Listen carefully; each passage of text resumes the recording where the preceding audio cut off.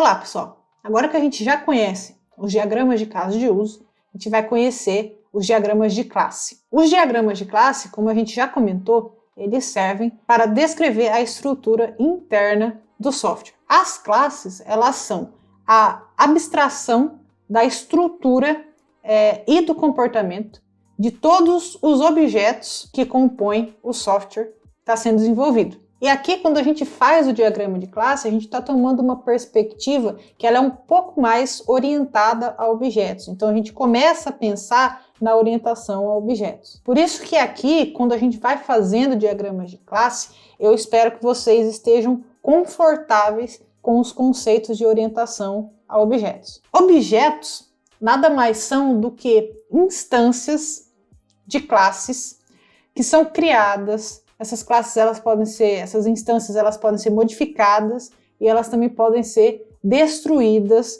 durante a execução daquele software que elas estão representando ali graficamente e que está sendo desenvolvido. Todo objeto, ele tem um estado. E esse estado é como se fosse a fotografia de um objeto em determinado momento. E essa fotografia, ela vai mostrar os valores de todos os atributos do objeto e todas as referências que aquele objeto faz para outros objetos. Bom, então a gente falou aqui objetos várias vezes, então é óbvio que os diagramas de classe, eles vão descrever o sistema em termos de objetos, mas não só em termos de objetos, como também em termos de classes, em termos de atributos, em termos de operações e de associações entre esses objetos que são descritos, que são definidos. E tudo isso, essas associações, operações, classes, atributos, objetos, instância,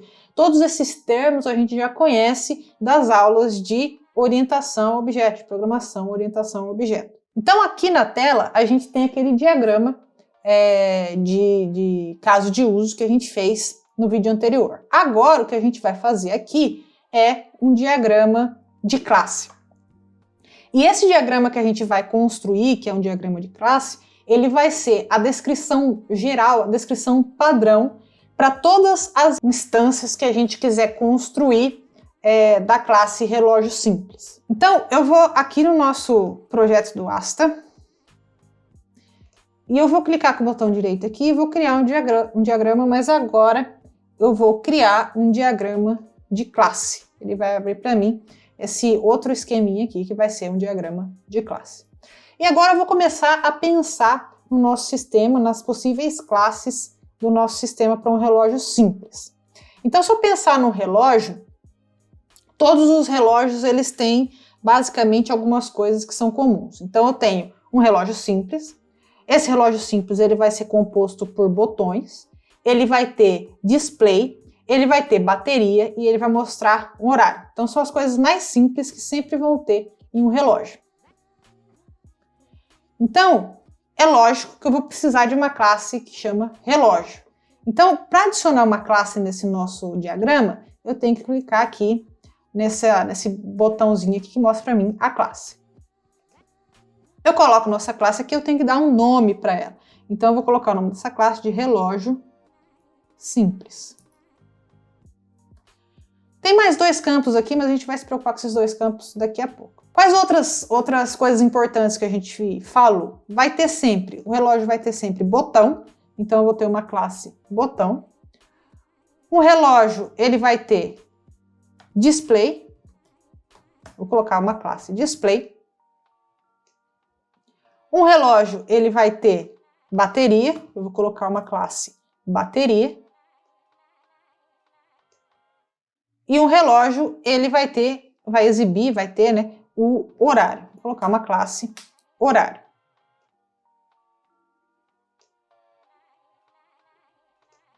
Bom, sempre que eu crio uma classe aqui no Asta, ele mostra esse quadrado e ele faz a divisão desse quadrado em 3 compartimentos. Esse primeiro compartimento vai ser sempre o nome da minha classe. O segundo compartimento são os atributos dessa classe e o terceiro compartimento são as operações dessa classe. Mas por enquanto a gente não vai definir nem atributos e nem operações, então por isso eu vou tirar esses dois campos. Como que eu tiro isso? Clico no botão direito e vou em Attribute Compartment Visibility. Eu tiro esse compartimento de atributo e eu também tiro a visibilidade do compartimento de operação. E eu posso fazer isso para todas as classes, porque por enquanto a gente não vai usar nem o compartimento de atributo e nem o compartimento de operações. Se eu tenho um diagrama de classe e eu estou representando as classes que vão compor o meu sistema, eu tenho que representar também qual é o relacionamento entre essas classes. Ou seja, quais são as associações que existem entre essas classes, quais classes se associam com quais. Por enquanto, a gente vai mostrar aqui associações simples, que é só um traçado de linha. Então, onde que eu faço essa associação? Eu clico aqui em associação e eu associo cada classe à classe que ela é associada. Então, todo relógio simples é associado a um botão, todo relógio simples é associado a um display, todo relógio simples é associado à bateria e todo relógio simples é associado a algum horário. Uma outra coisa que eu consigo colocar, que eu consigo expressar nesse diagrama de classe, é a quantidade. Então, quantas instâncias de relógio simples estão associadas a quantas instâncias de botão, a quantas instâncias de display, de bateria, de horário e assim por diante. Então, veja, um relógio simples, ele está associado a, digamos, 2 botões. Então, se eu tenho um relógio, geralmente ele tem ali 2 botões. Como que eu mostro essa quantidade, essa referência às instâncias em cada linha de associação? Bom, se eu coloco o mouse em cima de cada linha, veja que aparece um asterisco. Tá? Então, eu posso clicar nesse asterisco e escolher a quantidade, qual que é a associação. Então, eu tenho que um relógio simples, que é isso que fica aqui embaixo, eu posso arrastar para ficar visível, está associado a 2 instâncias de botão. Veja que não tem 2 aqui, mas eu posso simplesmente colocar 1 e depois eu venho aqui e edito para 2. Então eu tenho que uma instância de relógio, ela vai ser sempre associada a exatamente 2 instâncias de botão. Veja que é exatamente 2 instâncias, esse número ele é exato. A mesma coisa eu tenho que pensar para display, bateria e horário. Então, um relógio, ele tem geralmente associação com um display. Então, o relógio geralmente ele tem um display. Eu tenho que um relógio, ele geralmente tem 2 baterias. Então, aqui eu posso pôr 1 e depois eu edito para ficar mais fácil. Coloco 2. E eu tenho que um relógio, ele mostra um horário. Exatamente um horário. Não tem por que ele mostrar o horário 2 vezes. Tá? Então, eu defini agora as quantidades de instância por associação. Conforme eu estava lendo essa relação de instâncias, eu lia um relógio é associado a 2 botões, um relógio a um display, um relógio a 2 baterias, um relógio a um horário, mas eu poderia ler essa relação ao contrário. Por exemplo, 2 botões, eles estão associados a uma instância de relógio. Ou, cada instância de botão, ela sempre vai ser associada a um relógio. Cada instância de display vai ser sempre associada a um relógio.